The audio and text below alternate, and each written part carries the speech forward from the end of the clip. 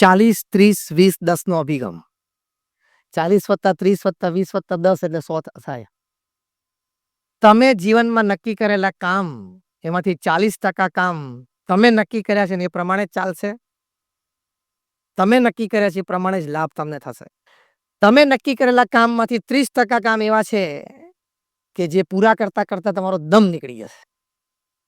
Extra maintenance માંગશે, extra maintenance માંગી લેશે. કેટલા ટકા થયા? બીજા 20% કામ છે બગાડવા માટે જ સર્જાયા છે, એ સ્વીકારી લેવાનું, એટલે હાઈવોય થાય નહીં. આ અભિગમ. 20% કામ જીવનમાં બગડવાના છે. ઘણા શરૂઆતમાં બગડી જાય, ઘણા અડધા થયા પછી બગડે, ઘણા તો કિનારે આવેલું નાવ પણ ડૂબી જાય. 20% કામ બગડે એટલે 20% કેટેગરીમાં મૂકી જ દેવાનું. એટલે શું શાંતિથી રાત્રે સૂઈ શકાય અને ખાધેલું પચે. બે મુખ્ય કામ જે સુખના જે તો થાય. 20% of all the work that you decide in your life and actually you start in your life are bound to get spoiled. એ સ્વીકારી લેવાનું. પછી શું કામ પૃથ્વી પર 7 અબજની વસ્તી ના છે. અબજોપતિ ધનાઢ્ય હોય એને આવું બને છે અને નાના માણસથી બને છે. રેકડીવાળાને બિચારાને નક્કી કર્યું કે કાલ રાત સુધીમાં અત્યારે 3 મહિનો છે, સોમવાર છે, બધા કેળા વેચાઈ જાય, પણ બિચારાને આંચ પડે 2-4 લૂમ રહી જાય. અને માઇક્રોસોફ્ટ અને ગૂગલ જેવા હોય એને 1-2 લૂમ રહી જાય 10-15 મિલિયનની. અને બિચારાને 6 રૂપિયાનો હોય 12 કેળા, પેલાને 10-12 મિલિયનના કેળા હોય, જે હોય. પણ ઇટ્સ પાર્ટ ઓફ લાઈફ. એટલે એક્સેપ્ટ ઇટ. પ્રોબ્લેમ ક્યાં આવે છે? આપણે એક્સેપ્ટ નથી કરતા, સ્વીકારતા નથી. બસ આ કામ કેમ ના થયું એ આપણા મનમાં રહી જાય છે, એટલે ફ્રસ્ટ્રેશન ને એગની. તો ભગવાને તને પૃથ્વી ઉપર જન્મ આપ્યો ત્યારે તારા બધા કામ થશે એવું ગેરંટી પત્ર પર લખી આપેલું છે?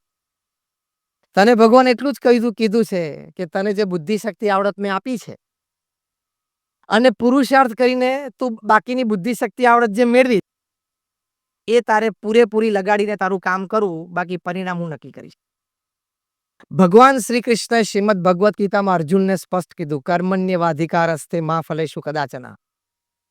સમગ્ર પૃથ્વી ઉપર કોઈ જો એક સંસ્કૃત શ્લોક, એક સિદ્ધાંત અથવા તો એક વિચારધારા સૌથી વધારે પ્રસિદ્ધ થઈ હોય ને તો એ આ શ્રીમદ ભગવદ્ ગીતાનો શ્લોક છે. કર્મણ્યવાધિકારસ્તે મા ફલેષુ કદાચન. ભગવાન કૃષ્ણએ અર્જુનને કહ્યું, કર્મ કરવો એ તારો અધિકાર છે, તું કર્મ કરતો જા, પરિણામ હું નક્કી કરીશ કેટલું આપવું. કારણ કે if there are 10 factors affecting the success of the project which are in your control, there are 10 factors affecting negatively the outcome of the project which are not in your control. તો પછી શું કામ રોવાનું? અને છેલ્લા 10% કામ એવા છે કે તમને હેવી લોસીસ આવવા માટે જ સર્જાય છે. તમે કામ કરો લાભ માટે, પણ મોટી ખોટ આવે, લઈને જાય. આ 40-30-20-10 નો રેશિયો છે. બધા આમ સ્તબ્ધ થઈ ગયા નહીં? છેલ્લી 20-10 ની વાત ના કરીએ તો સારું હતું નહીં? પણ તમે હવે સંતોને જ બોલાવ્યા છે, તમારે તો સાચી વાત કરવાની, કારણ અમારે કંઈ સ્વાર્થ તો છે નહીં અને અમે કંઈ બોલવાનો રૂપિયો તો ચાર્જ કરતા નથી. અમે 26 વર્ષથી બોલીએ છીએ, અમારા ગુરુની આજ્ઞાથી BAPS સંસ્થાના બધા સંતો. We don't charge a single penny. હું મારી જ ગાડીમાં ડીઝલ નાખીને આવ્યો છું. અને રોજ બોલીએ છીએ I don't charge a single penny, કારણ કે અમે BAPSના સંતો, અમારી પાસે બેંક એકાઉન્ટ પણ ના હોય, અમે પૈસા રાખતા પણ નથી. અમે પૈસાને ભૂલથી ક્યાંક પડ્યા હોય, હાથ અડી જાય તો અમારે 17 વખત માટીથી હાથ પણ ધોવા પડે. એટલે અમારી માટે ધન વર્જ્ય છે. એટલે અમે અપેક્ષા જ નથી કોઈ તમારી પાસેથી, એટલે પછી તો સાચું કહી શકીએ ને. પછી તમારે દબાવવાનું છે નહીં કે સ્વામી તમને કંઈ પૈસા આની માટે નહોતા આપ્યા, એવું તો નહોતું ને. Just casually, this is a lighter moment. એટલે આ એટીટ્યુડ તરફ, એટલે કામ કરવાનો તમારો અભિગમ છે એ આ હંમેશા રાખવાનો. જીવન પ્રત્યેનો અભિગમ. પ્રમુખ સ્વામી મહારાજ અમદાવાદમાં હતા અને એક IAS થનાર યુવકે UPSC માટે અપીયર થતો હતો. ઇતિહાસ પ્રમુખ સ્વામી કે જીવનના અંતે મૃત્યુ નિશ્ચિત છે તો જીવન જીવવાનો હેતુ શું છે? પ્રમુખ સ્વામી મહારાજે સુંદર ઉત્તર આપ્યો. એમણે 5 મુદ્દા કહ્યા. જીવન જીવવાનો હેતુ, પ્રથમ, પોતાની સાંસારિક જવાબદારીઓ બરોબર નિભાવવી. બીજું, સત્શાસ્ત્રો પ્રમાણે પવિત્ર જીવન જીવવું. ત્રીજું, અન્યને મદદરૂપ થવું અને સેવા કરવી. ચોથું, ભગવાન પ્રત્યેની શ્રદ્ધા અને ભક્તિ દ્રઢ રાખવા. અને 5મું પોતાના આત્માનું કલ્યાણ કરવું. આ 5 વાત થાય એ જીવન જીવવાનો હેતુ છે. દિનચર્યામાં તમારી કોઈ પણ ક્રિયા કે કોઈ પણ તમારા દ્વારા થતી વાત એ આ 5માંથી એક મુદ્દાને સાચવતી હોય તો you are on the right track. તો જીવન પ્રત્યેનો અભિગમ આ છે કે પોતાની સાંસારિક જવાબદારીઓ બરોબર નિભાવવી.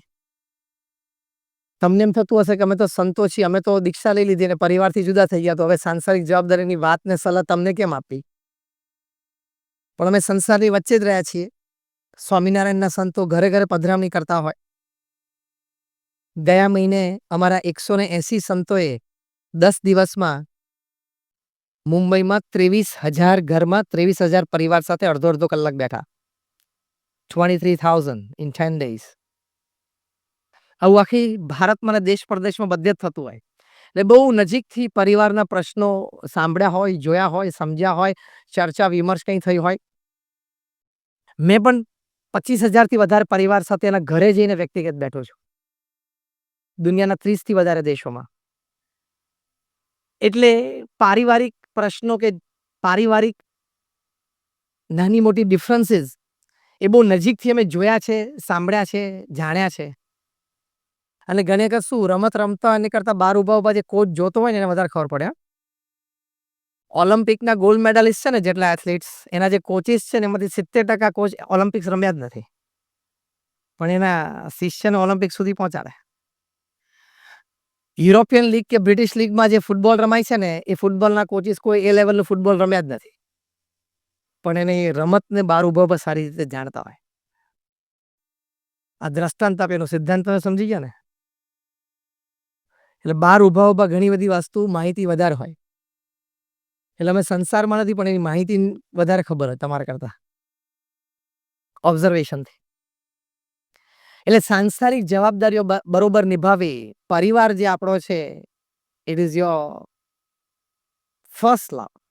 હાર્વર્ડ યુનિવર્સિટીના એક સર્વે પ્રમાણે દુનિયાના 110 દેશોમાં સર્વે થયો. 8 વર્ષ સુધી ચાલ્યો. 1,00,000 પરિવારમાં ચાલ્યો. Principal question, what according to you is the greatest joy upon this earth? પૃથ્વી પર સૌથી મોટો આનંદ શું છે?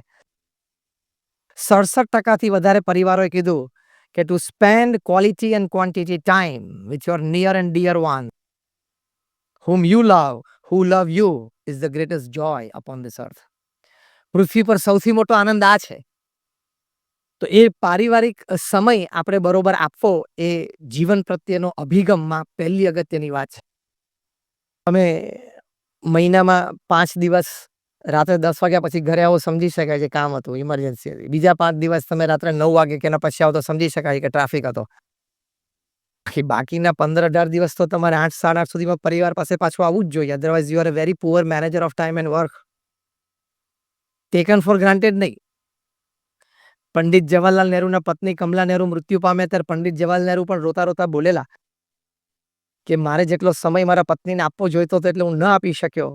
મારે જેટલો પ્રેમ એને આપવો જોઈતો હતો એ ન આપી શક્યો. એની સાથે હું વધારે સમય ન ગાળી શક્યો. એવો અફસોસ ના રહી જાય તમને પરિવારજનો માટે. એ ધ્યાન રાખજો. એટલે ટેકન ફોર ગ્રાન્ટેડ નહીં રાખવાનું કે એ છે ને ગમે ત્યારે રાતે 10 વાગે 11 વાગે 12 વાગે ઘરે જઈને બાયણું ખોલે જ છે ને હોય જ છે બધા ઘરે. એવું નહીં. બાયણું ખોલે જ છે ને હોય જ છે પણ તારે ટાઈમે આવવું જોઈએ. 2 વર્ષ પહેલા અમારા ગુરુહરિ મહંત સ્વામી મહારાજ અમેરિકા પધારેલા. ત્યારે અમેરિકાના એક્સ પ્રેસિડેન્ટ બારાક ઓબામા એમને વોશિંગ્ટનમાં પોતાની ઓફિસે વેલકમ ઇન્વાઇટ કરેલા અને મહંત સ્વામી મહારાજ પધારેલા. એ વખતે બારાક ઓબામા એક વાત કરી આપણને બધાને આશ્ચર્ય થાય એવી. બોલો. અને ઘણા તો આ વાત સાંભળીને થોડુંક શરમાશે, બીજા થોડીક પ્રેરણા લેશે. બારાક ઓબામાએ વાત કરી કે હું 8 વર્ષ અમેરિકાના પ્રેસિડેન્ટ તરીકે રહ્યો. એમને 2 ટર્મ લીધી. 4 વર્ષની 2 ટર્મ લીધેલી. 8 વર્ષની મારી પ્રેસિડેન્સીમાં એક પણ દિવસ એવો બાકી નથી કે જ્યારે હું, મારા પત્ની અને મારી બંને દીકરીઓ અમે સાંજે 7 વાગે રાત્રિ ભોજનમાં સાથે ન બેઠા હોય. આવું કંઈક કરતા હોય તો તાલીઓ પાડજો. હા, અથવા તો કરવાના હોય તો તાલીઓ પાડજો. તો જો આ કક્ષાએ પણ લોકો આ કરી શકે છે. તમારા સંતાનોને સારામાં સારો અભ્યાસ કરાવવો જોઈએ, કરાવો છો. એના ફ્યુચર માટે ચિંતિત છો, એમાં મારે કંઈ કહેવાનું નથી. પણ તમે એને સંસ્કાર આપ્યા નાનપણથી, ધર્મ સંબંધી, ભક્ત સંબંધી સંસ્કાર. નાના હતા ત્યારે ખોળામાં બેસીને આપણા સત્શાસ્ત્રોની સારી વાતો એમને કરી. If you didn't do that, let me tell you, you are not a complete parent. તમે સારામાં સારી સ્કૂલમાં એને મૂકી દીધા એટલે તમારી જવાબદારી પૂરી નથી થઈ જતી. ટ્યુશનની ફી ભરી દીધી જવાબદારી પૂરી નથી થઈ જતી. એની કોઈ હોબી હોય તેની માટે તમે વ્યવસ્થા કરી જવાબદારી પૂરી નથી થતી. એ સારો નાગરિક બને, સારો મનુષ્ય બને. He must be an ace professional અને ગ્રેટ હ્યુમન બીંગ. બે બનવો જોઈએ ને. સારામાં સારો પ્રોફેશનલ પણ બને અને મહાન વ્યક્તિ પણ બને. એની માટેના સંસ્કાર તમારે નાનપણથી એને આપવા પડે.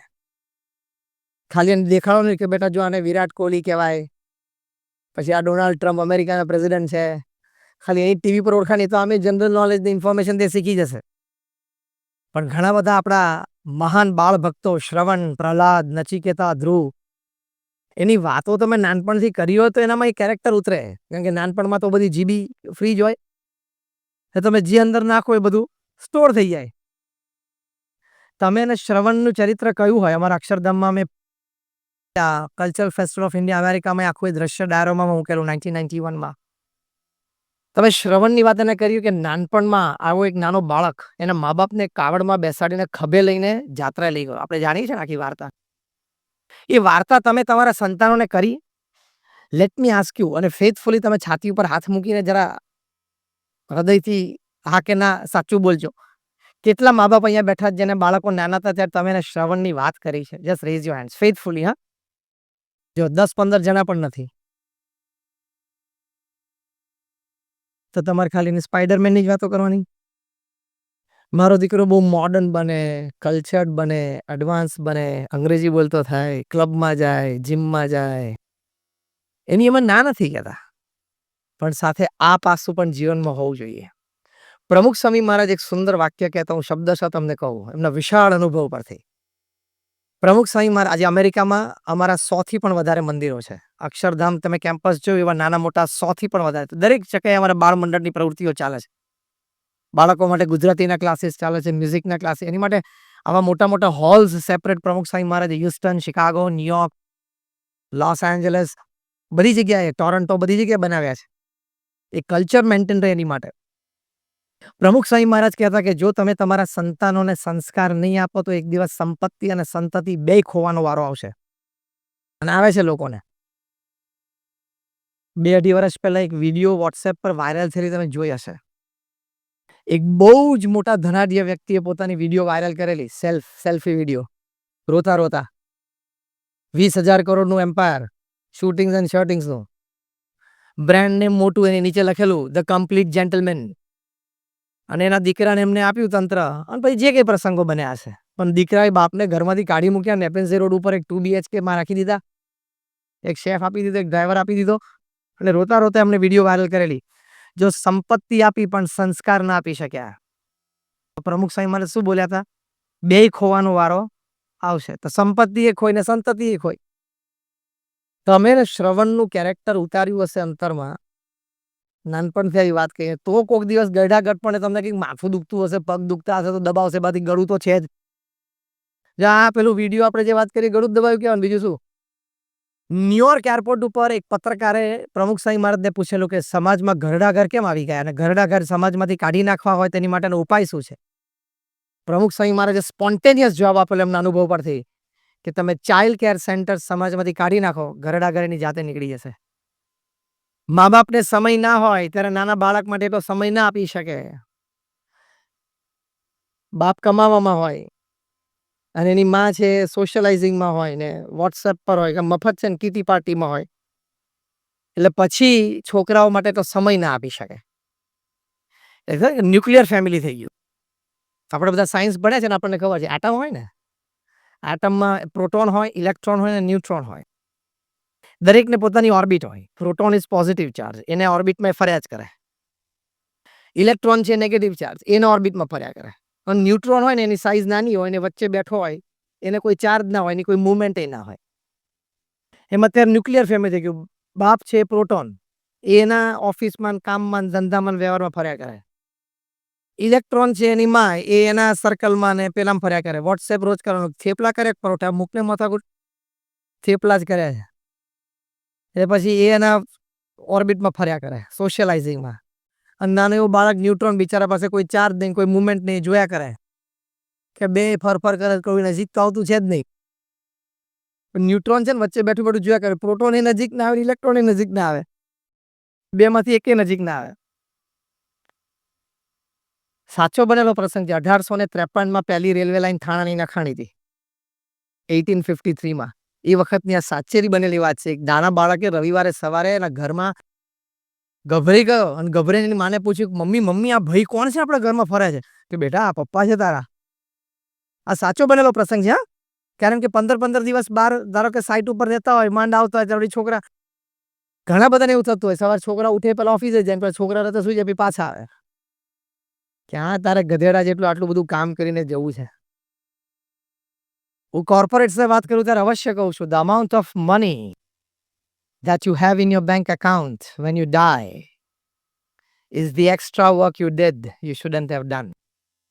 તમે મરો ત્યારે તમારા બેંક એકાઉન્ટમાં જેટલા પૈસા ને એટલું એક્સ્ટ્રા કામ તમે કર્યું છે, એ કરવાની કઈ જરૂર નહોતી. અને ધારો કે કરી લીધું તો આંખ બંધ થતી વખતે બે જ ચોઈસ છે પૈસાની, leave it or give it. કાં તો મૂકીને જાઓ અને કાં તો આપીને જાઓ. પાછલું ઓપ્શન સારું છે. દરેક પોતાના નસીબ માટે કમાશે. 3 અને 5 પેઢીની ચિંતા કરવાની બહુ જરૂર નથી. બધા પોતપોતાનું નસીબ લઈને બોલો છો પણ પાછું વર્તતા નથી એવી રીતે. ચિંતા તો રાત્રે 11 વાગ્યા સુધી ઓફિસમાં, તો ઘરે આવે ને તો 11 વાગ્યા સુધી કામ ને ફોન ચાલુ રહે. પેલા શેઠ બહુ ધંધો કરતા હતા ને, તો કે આટલી બધી ચિંતા તમે કેમ કરો છો? તો કે મને વિચાર આવે છે કે મારી 7મી પેઢી છે એ કેવા મકાનમાં રહેશે. લે, તમારા બધાના દાદાઓ ક્યાંક ને ક્યાંક ગામડાઓમાં જશે ને ગુજરાતમાં, તો તમે બીજી પેઢીએ પહોંચી ગયા ને, તમારી બીજી પેઢી આગળ પહોંચી જશે. એટલે give time to your family. સંસ્કાર તમારા સંતાનોને આપવાના, એને શ્રદ્ધા શીખવાડવાની. તમે અત્યારે જોયું હશે કે ધાર્મિક સ્થાનોમાં યુવાનોની સંખ્યા ઓછી થતી તમને જણાતી હશે. Right or wrong? અમારે રિવર્સ છે. અમારી યુવાનોની સંખ્યા સ્વામિનારાયણ મંદિરમાં દિન પ્રતિદિન વધતી જાય છે. 4 ડિસેમ્બરે અમે પ્રમુખ સ્વામી મહારાજનો 98મો જન્મજયંતિ મહોત્સવ ડીવાય પાટીલ પર ઉજવવાના છે. અમારા 3000 સ્વયંસેવકોની નોંધણી થઈ છે. 15 દિવસ માટે, મહિના માટે, 2 મહિના માટે. એનું કારણ શું કે અમે ફેમિલીઝને આટલા જાગ્રત રાખીએ છીએ. તમે રવિવારે સાંજે એક વખત દાદર મંદિરે આવો, તમને 1000 નાના બાળકો એની બાલસભા દેખાશે. 1000થી પણ વધારે યુવાનો એની યુવા સભા દેખાશે. અને 3000થી પણ વધારે વડીલોની સભા, યોગી સભાગૃહ તમે જોયો હશે દાદર મંદિરની પાછળ, ત્યાં તમને દેખાશે. સતત જાગૃતિ ફેમિલીઝની જોઈએ જ. તો અભિગમ છે જીવનમાં, સત્શાસ્ત્રો પ્રમાણે પવિત્ર જીવન જીવવું એ અભિગમ છે. જીવન પ્રત્યેના અભિગમમાં બીજી વાત છે, આપણે બધા જ ચુસ્ત શાકાહારી છીએ, એટલે એ બાબતે મારે કોઈ વાત નથી કરવાની. પણ કદાચ કોકને ક્યાંક બીજું વ્યસન હોય, તમાકુનું હોય, સિગરેટનું હોય, દારૂનું હોય, તો એ આ પર્યુષણ પ્રસંગ છે, પવિત્ર પ્રસંગ છે, તો છોડી દેવાય તો બહુ સારું છે. કારણ કે કોક દિવસ એમાંથી મોટી તકલીફ આવશે. અમે એવા પણ જોયા છે કે 50 વર્ષ સુધી રોજ 25-50 સિગરેટ પીતા અને કાંઈ ન થાય, અને 5 વર્ષમાં 2 કે 3 સિગરેટ કે 1 કે 2 તમાકુના પાન ખાતા અને કેન્સર થઈ જાય, એવા પણ કેસ જોયા છે. હવે આખી રેન્જમાં આપણી બ્લડની રિએક્શન સિસ્ટમ ક્યાં છે આપણને ક્યાં ખબર છે? તમારે કોઈને વાત ના લે. મારી બાજુ પેલા કાકા છે ને 80 વર્ષ, તો 15 વર્ષનો ત્યારથી બીડી પીએ છે, કાંઈ નથી થયું. તેને કાંઈ નથી થયું, તને કાંઈ નહીં થયું નક્કી નથી. ખાલી ભારતમાં રોજ 2000 વ્યક્તિઓ ટબેકો રિલેટેડ કેન્સરથી મરે છે. That is 82 people every આવર.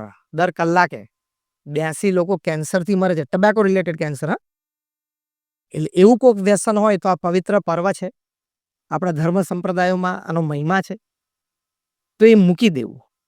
હાથે કરીને આપણે આપણું જીવન હોડમાં શું કામ મૂકવું? એકવાર તમે આવી વાત કરતા હતા, એક બુદ્ધિશાળી વ્યક્તિ આ રીતે બેઠા હતા સભામાં. એ મને કેમ તો તમાકુ નથી ખાતા એને કેન્સર થાય જ છે ને? કે એવું થાય છે. પછી I gave him a logic. ભેગું એ તો આપણે બહાર જઈએ છીએ, ઘર બંધ કરીને તાળા બંધ હોય છે તો તાળા તૂટીને ચોરી થાય જ છે ને. એનો મતલબ એમ કે તાળા ખુલ્લા રાખીને જાવ તો વહેલી થાય. એમ તમે કોઈ તમાકુ નથી ખાતા નહીં કેન્સર થાય છે, પણ તમાકુ ખાત વહેલી થવાની શક્યતાઓ પોસિબિલિટી વધી જાય છે. A cigar has fire at one end and a fool at the other. અમેરિકામાં તો એ લોકો હવે લો લાવે છે, બિલ પાસ થશે કે સિગરેટના પેકેટ ઉપર લખશે શબ્દ કિલ વાપરવો પડશે. Cigarette smoking can kill you. તો એવું કોક વ્યસન કોકને હોય, આમ તો જનરલી જ્યારે હું ધર્મ સભામાં બોલું ત્યારે તો ચોક્કસ હાથ ઊંચો કરાવતો જઉં છું કે વ્યસન હોય એને હાથ ઊંચો કરવાનો, અને પછી વ્યસન મુક્ત આવ્યો ને બીજો હાથ ઊંચો કરવાનો. તમારી ઈચ્છા હોય તો કરાવો. જો છાતીમાં પ્રેશર વધી ગયું છે બધાને. ચલો આપણે એવું એમ્બેરેસમેન્ટ નથી કરવું, પણ તમે શાણા છો, બધા બુદ્ધિશાળી છો, હોશિયાર છો, ભણેલા છો, મોડર્ન સમાજમાં રહો છો, તો don't increase the possibilities of your death, unnatural death. નહીં તો જ્યારે પરિવારને ડોક્ટર ખાલી એકવાર કહેશે ને કે 4th સ્ટેજ કેન્સર છે, તે દિવસે દિવાલ સાથે માથા પછાડવાનો વારો આવશે. અમે નજરે એવા કેસ જોયા છે.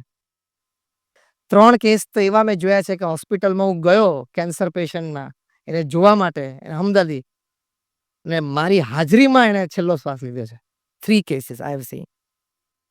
એક તો ખાલી 29 વર્ષની ઉંમરે અને 3 નાની દીકરીઓ. જો આવો પ્રસંગ આવીને ઊભો રહેશે ને તો તે દિવસે તમે દિવાલ સાથે માથા પછાડશો કે હું આ મારી જિંદગી સાથે શું કરી બેઠો. તો અહીંયા આપણે બેઠા છીએ, ભગવાન આપણને બધાને ઘણું સુખ આપ્યું છે. સામાન્ય મનુષ્ય કરતાં આપણે બધી રીતે સુખી છીએ. વ્યવહારે સુખી છીએ, રહેણી કહેણીથી સુખી છીએ, સ્વાસ્થ્ય સારું છે, ખાધે પીધે આનંદથી રહીએ છીએ. તો શું કામ હાથે કહીને આપણું જીવન છે હોડમાં મૂકી દેવું? એટલે વ્યસન આજના દિવસે તમે કાઢી નાખજો તો અમે એમ સમજશું કે તમે અમને અમારા પ્રવચનની બહુ મોટી ફી આપી.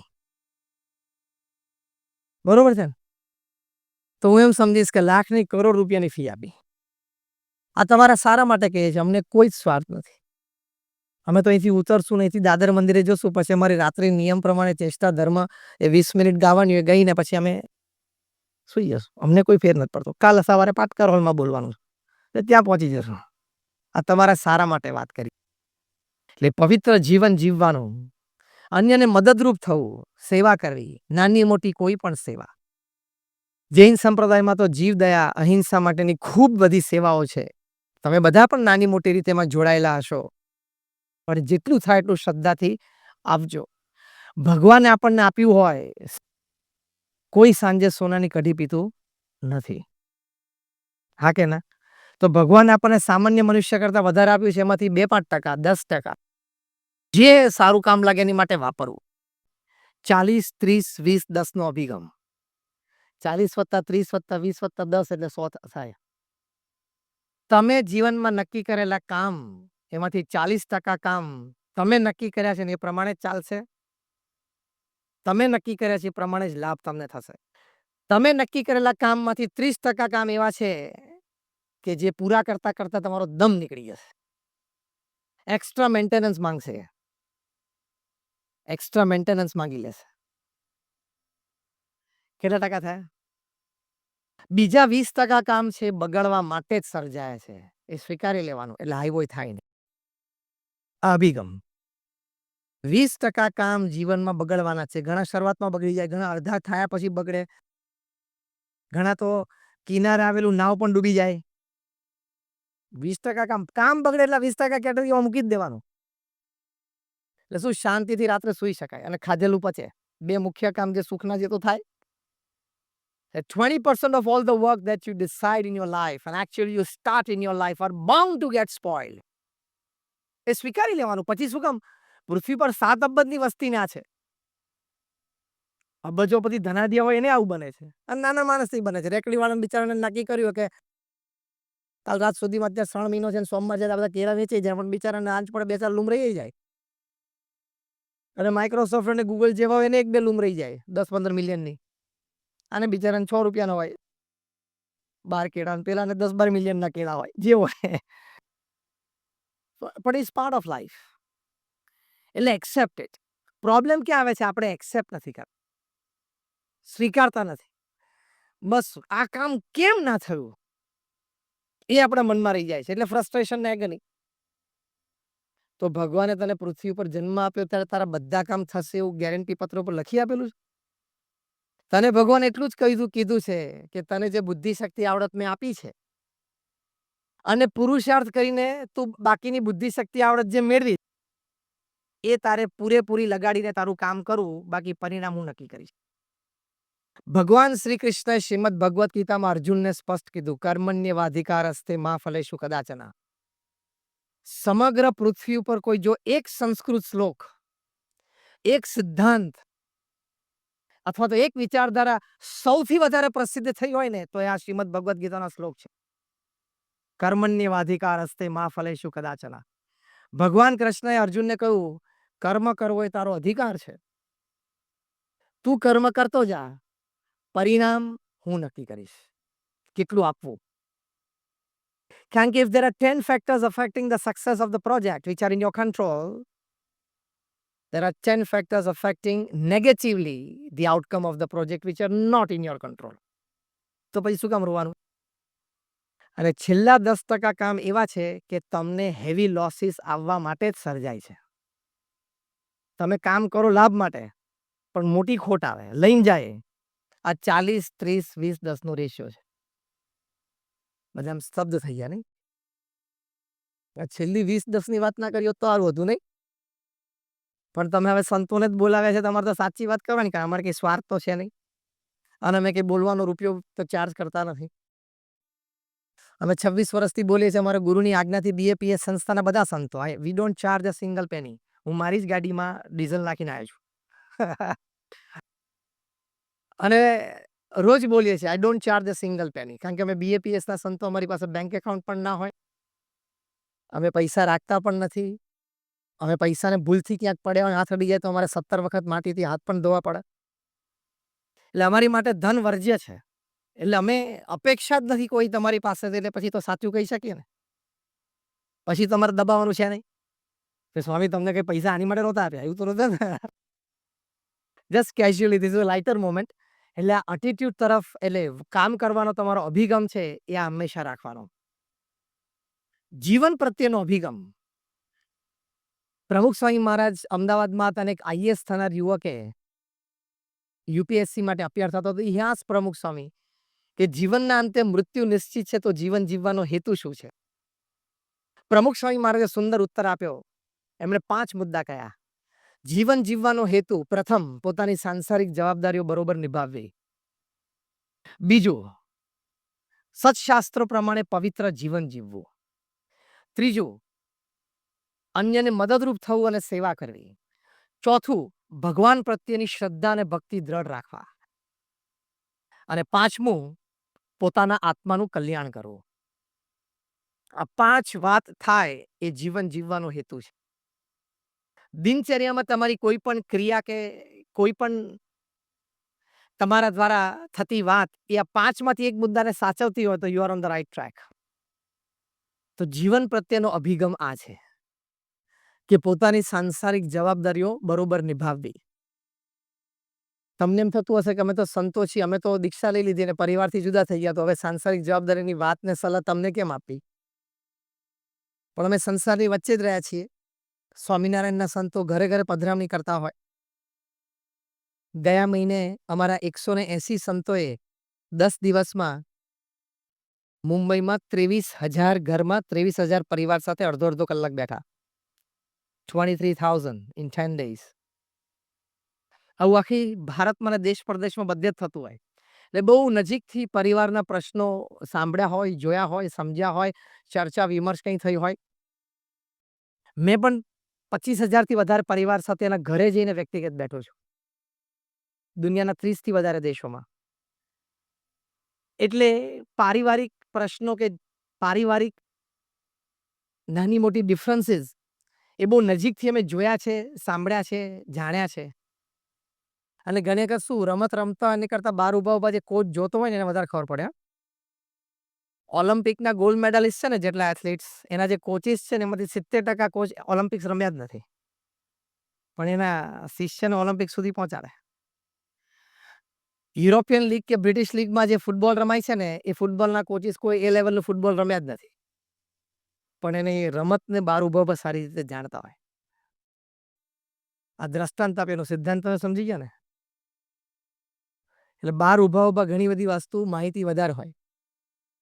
એટલે અમે સંસારમાં નથી પણ એની માહિતી વધારે ખબર હોય તમારા કરતા. ઓબ્ઝર્વેશનથી. એટલે સાંસારિક જવાબદારીઓ બરોબર નિભાવી, પરિવાર જે આપણો છે, it is your first love. Harvard યુનિવર્સિટીના એક સર્વે પ્રમાણે દુનિયાના 110 દેશોમાં સર્વે થયો. 8 વર્ષ સુધી ચાલ્યો. 1 લાખ પરિવારમાં ચાલ્યો.